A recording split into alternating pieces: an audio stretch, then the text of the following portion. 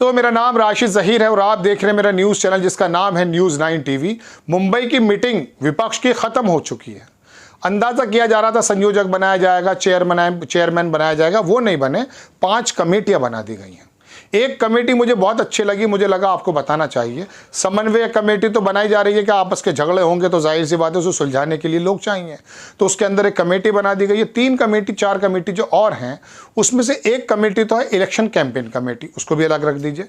उससे भी मेरा और आपका बहुत ज़्यादा सरोकार नहीं, पार्टियों के फायदे के लिए। एक कमेटी ऐसी बनी दर्शकों, राहुल गांधी ने जब बात की research R&D, research and development, उन लोगों के अंदर बड़े काबिल लोगों को रखा गया। 2-3 के नाम मुझे याद हैं, जैसा कि वो चतुर्वेदी हैं शिवसेना की और एक आम आदमी पार्टी के हैं और बहुत लोग हैं। उन लोगों को इस बात की जिम्मेदारी दी गई है कि वो इस बात की रिसर्च करेंगे कि कौन कौन सी पॉलिसी आखिरी आदमी तक पहुँचे, गरीब पर, मजदूर पर, बेरोज़गारी पर, महंगाई पर। ये अच्छी लगी मुझे बात, और ये तरीक़ा भी है।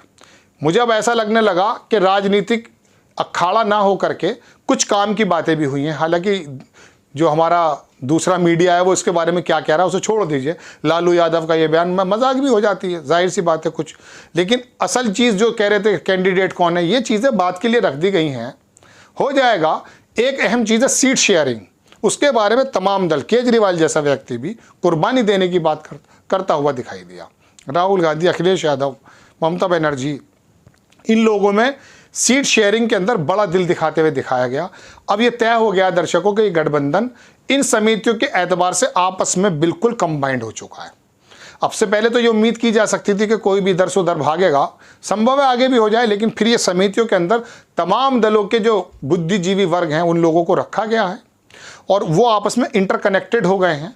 वो आपस में कोई भी मसला होगा आला कमान तक रख देंगे, वो कोर कमेटी अलग होगी शायद, तो ये आपस में कनेक्ट हो गए। यानी कि पहला आपस में जो है ना एक इंटरकनेक्टेड एक ऐसा पिलक बन गया है जो सब मिल चुके हैं।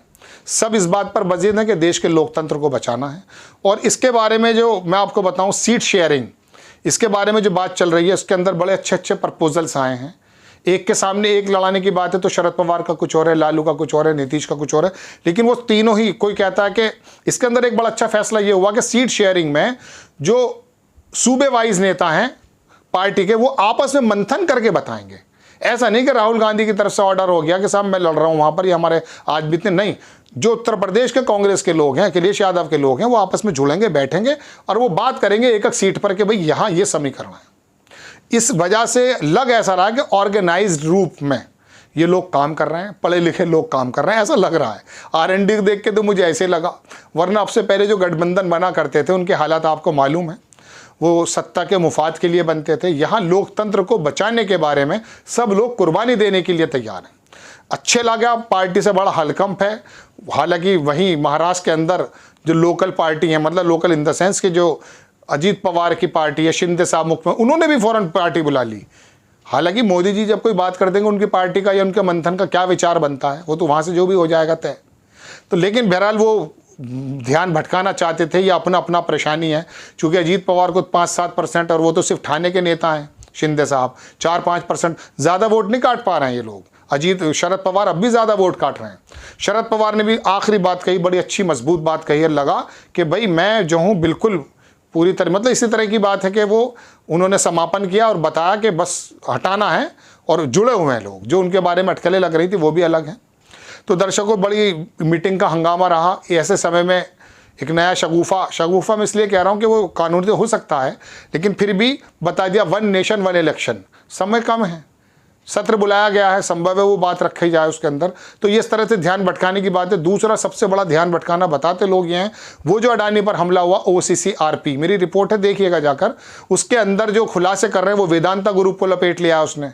वहाँ पर पर्यावरण मंत्री जो थे प्रकाश जावड़ेकर, उन्होंने कुछ इजाज़तें दे दी थी, उसके अंदर उन्होंने बता दिया है। हंगामा मचा, LIC को बड़ा घाटा हो गया, 1400 करोड़ रुपया ख़त्म हो गया। 35,000 करोड़ रुपये बताया जाता कि अडानी के ग्रुप में से ख़त्म हो गया है।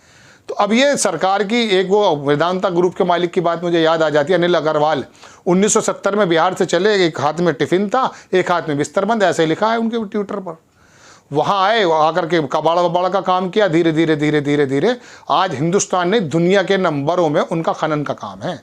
1,36,000 करोड़ रुपए का मार्केट कैपिटलाइजेशन है। 3.5 पौने 4 अरब डॉलर का उनका मतलब बड़ा मामला है साहब। अब वो सरकार की तरफ से क्या है क्या नहीं वो तो हम नहीं बता सकते, वो तो लेकिन हंगामा मच रहा है, रोज़ाना एक नया ब्लास्ट हो रहा है।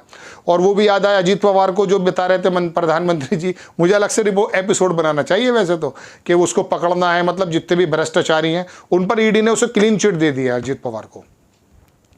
अब ये है, वो तो कह रहे थे कि लोकसभा में एक शब्द याद आ गए मुझे, कहा था कि घोटाला रहित सरकार दी है हमने आपको, घोटाले पर घोटाले आ रहे हैं। आपको खबर कैसी लगी अपनी राय कमेंट्स बॉक्स में ज़रूर दीजिए, चैनल को सब्सक्राइब कीजिए, शेयर कीजिए। नेक्स्ट टाइम मैं किसी खबर के साथ आता हूँ। जय हिंद।